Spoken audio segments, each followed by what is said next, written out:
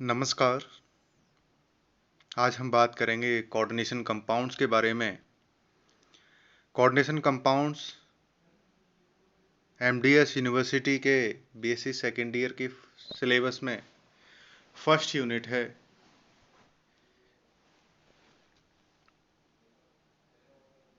Coordination compounds क्या होते हैं, ये डबल सॉल्ट से किस तरीके से डिफर करते हैं, कोऑर्डिनेशन कंपाउंड्स की क्या थ्योरीज हैं, इनका नोमेनक्लेचर कैसे किया जाता है, इन चीज़ों के बारे में आज हम डिस्कस करेंगे।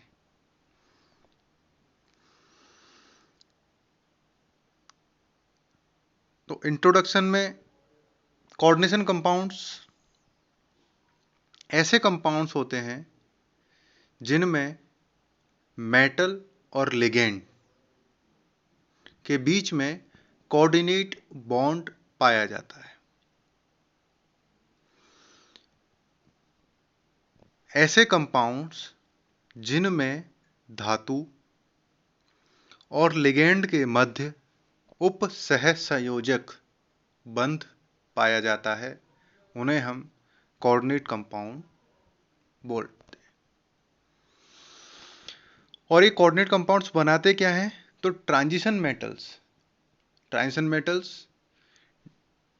डी एंड एफ ब्लॉक के जो एलिमेंट्स होते हैं वो क्या बनाते हैं? Coordination compounds. So the transition metals forms a large number of complex compounds in which metal atoms are bound to a number of anions or neutral molecules.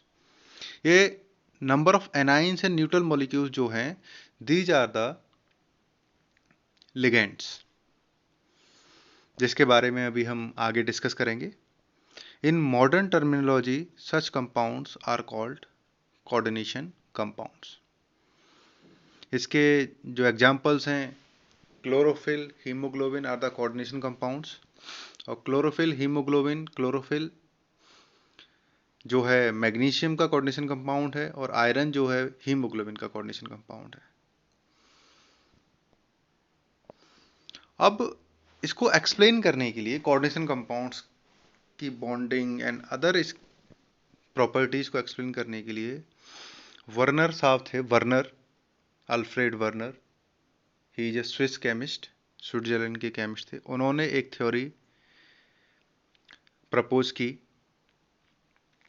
और जिसकी मेन पोस्टुलेट्स कुछ तरीके से थी कि उनकी फर्स्ट जो पोस्टुलेट थी वो थी कि कोऑर्डिनेशन कंपाउंड्स में जो मेटल है वो दो तरीके की वैलेंसी शो करता है, primary and secondary, primary valency and secondary valency. और वैलेंसी से तात्पर्य उनका था एक तरीके से बॉन्डिंग। तो जो प्राइमरी वैलेंसी है वो आयोनाइजेबल वैलेंसी है और उसको नेगेटिव आयंस के द्वारा सेटिस्फाई किया जाता है।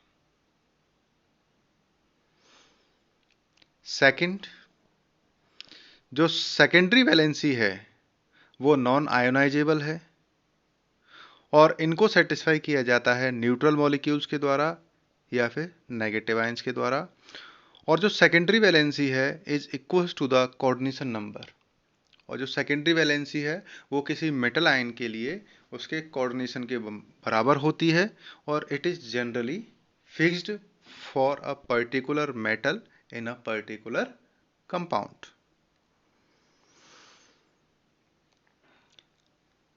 Ions oblique groups bound to the secondary linkage to the metal have characteristics spatial arrangement corresponding to different coordination numbers. अब ये सेकेंडरी वैलेंसी है, it is responsible for the spatial arrangement, spatial arrangement stereochemistry, उसका जो क्या structure होगा coordination entity का, उस coordination sphere का। तो in modern formulation such spatial arrangements are called coordination polyhedra. The species within the square bracket are coordination entities or complexes and the ions outside the square bracket are called counter ions. तो अब इसमें एक terminology जो आपने देखी, coordination entity या complex, तो जो मेटल आयन जो होता है, जो कोऑर्डिनेशन कंपाउंड होता है, तो एक मेटल आयन है, मेटल आयन के साथ में कोई एक लिगेंड है, उसको हम किस में, स्क्वायर ब्रैकेट में दिखाते हैं। तो जो स्क्वायर ब्रैकेट वाला जो पोर्शन है, this is called coordination polyhedra, या फिर इसको हम क्या बोलेंगे, कोऑर्डिनेशन एंटिटी बोलेंगे। और कोऑर्डिनेशन एंटिटी के बाहर जो आयंस होंगे वो क्या होंगे, काउंटर आयंस। जैसे इसमें आप देख रहे हैं नीचे, ये जो है इसको शो करते हैं ये ब्रैकेट में। तो ये जो ब्रैकेट है,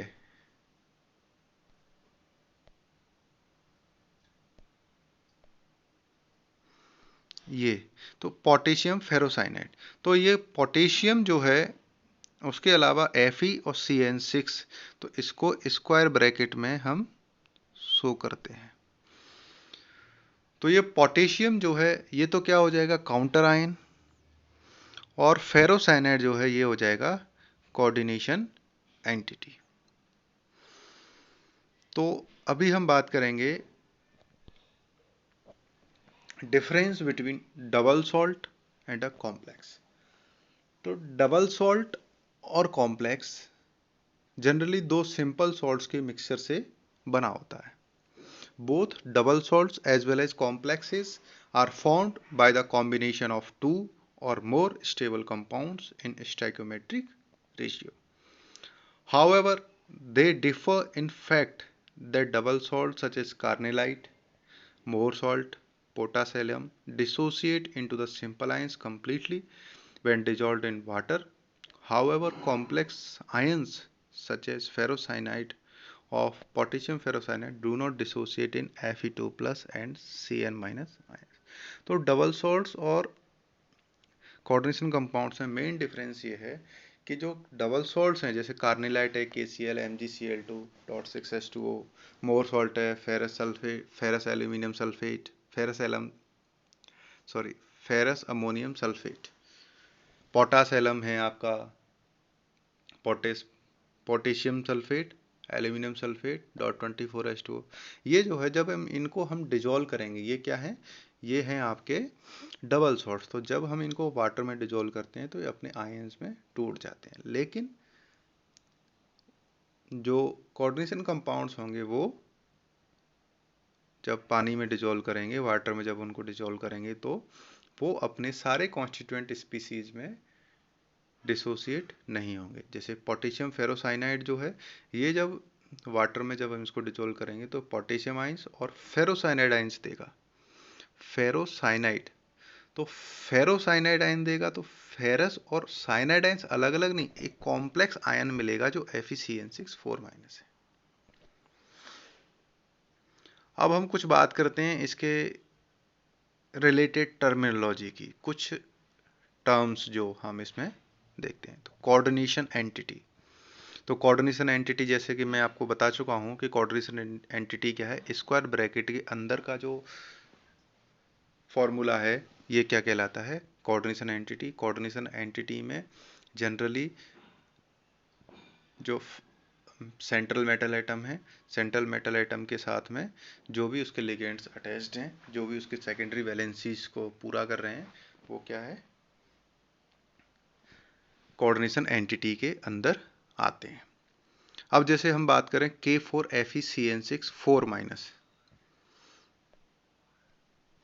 तो ये जो है पोटेशियम K4, ये तो इसकी प्राइमरी वैलेंसी को सेटिस्फाई कर रहा है, और साइनाइड जो है ये सेकेंडरी वैलेंसी को सेटिस्फाई कर रहा है। अब हम बात करते हैं सेंट्रल एटम या central ion. In a coordination entity, atoms or ions to which a fixed number of ions oblique groups are bound in a definite geometrical arrangement around it is called central atom or ion. अब coordination entity के अंदर जिसके चारों तरफ जो ligands हैं या जो भी एटम्स या ग्रुप ऑफ एटम्स हैं वो जुड़े हुए हैं डेफिनेट ज्योमेट्रिकल अरेंजमेंट में, वो क्या कहलाएंगे, सेंट्रल एटम या सेंट्रल आयंस। कोऑर्डिनेशन नंबर, तो कोऑर्डिनेशन नंबर जो है coordination number cyanide CN of a metal ion in a complex can be defined as the number of ligand donor atoms to which the metal is directly bonded. अब coordination number क्या है? जितने atoms central atom के साथ directly attached हैं by coordinate bond is called coordination number. Coordination sphere. The central atom or ion and the ligand attached to it are enclosed in a square bracket and collectively termed as coordination sphere. The ionizable groups are written outside the bracket and are called counterions, जो हम आपको बता चुके हैं. Ligands. अब ligands क्या है? तो लिगेंड्स जो हैं आयंस या ऐसे मॉलिक्यूल्स जो किससे जुड़े, atom, central atom metal ion से जुड़े हुए हैं, उनको हम क्या बोलते हैं? लिगेंड्स. ये सिंपल आयंस हो सकते हैं, स्मॉल मॉलिक्यूल्स हो सकते हैं, लार्ज मॉलिक्यूल्स हो सकते हैं, लेकिन सबसे बड़ी लिगेंड की जो प्रॉपर्टी है, इनके पास डोनर एटम का होना जरूरी है.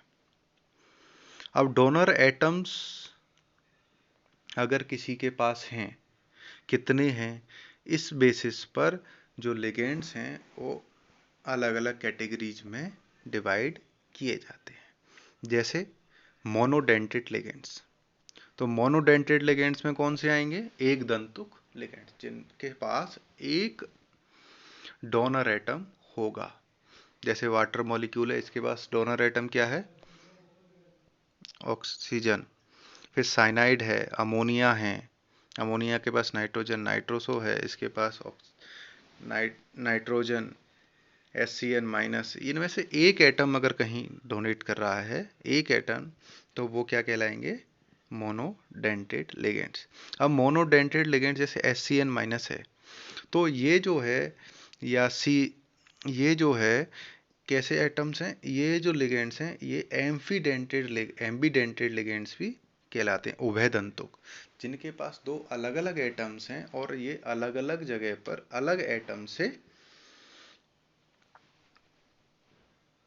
बॉन्ड बना सकते हैं. जैसे CN है, अगर N से ये बॉन्ड बना रहा है, कोऑर्डिनेट बॉन्ड बना रहा है थ्रू नाइट्रोजन, तो ये आइसोसाइनाइड, और कार्बन से बना रहा है तो साइनाइड. Bidentate ligands. तो बाइडेंटेड लिगेंड्स जिनके पास दो बॉन्ड्स जो फॉर्म करते हैं, जो दो डोनर एटम्स अपने पास रखते हैं, जैसे इथाइलिन डाइअमाइन, ऑर्थोफिनोल्थ्रोलिन, ये सारे जो हैं बाइडेंटेड. पॉलीडेंटेड, दो से अधिक.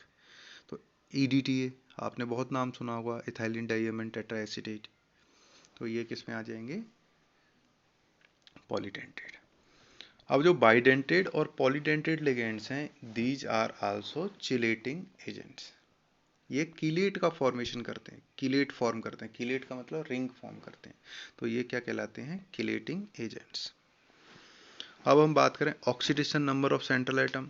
तो oxidation number of central atom in a complex is defined as the charge it would carry if all the ligands are removed along with the electron pairs that are shared with the central atom.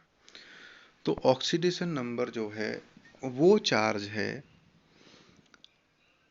जब सारे ligands को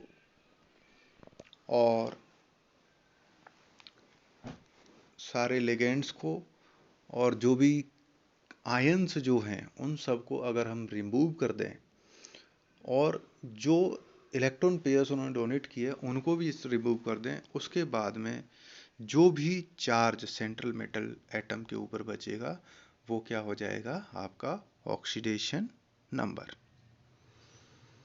complexes जो हैं, on the type of ligand present, उसके basis पर complexes को दो तरीके से हम डिवाइड करते हैं. एक तो होता है होमोलैप्टिक और हेट्रोलैप्टिक. तो होमोलैप्टिक का मतलब है सेम टाइप, मतलब अगर किसी भी कॉम्प्लेक्स में जो लिगेंड्स हैं वो एक ही तरीके के हैं, जैसे पोटेशियम फेरोसाइनाइड, तो लिगेंड कौन सा है इसमें? साइनाइड. तो सिर्फ साइनाइड लिगेंड इसमें प्रेजेंट है, एक ही टाइप का है, तो वो क्या हो जाएगा, होमोलैप्टिक। अगर दो तरीके के लिगेंड्स अगर प्रेजेंट हों तो वो हेटेरोलैप्टिक। दो से ज़्यादा भी हो सकते हैं तो भी हेटेरोलैप्टिक ही कहलाएगा।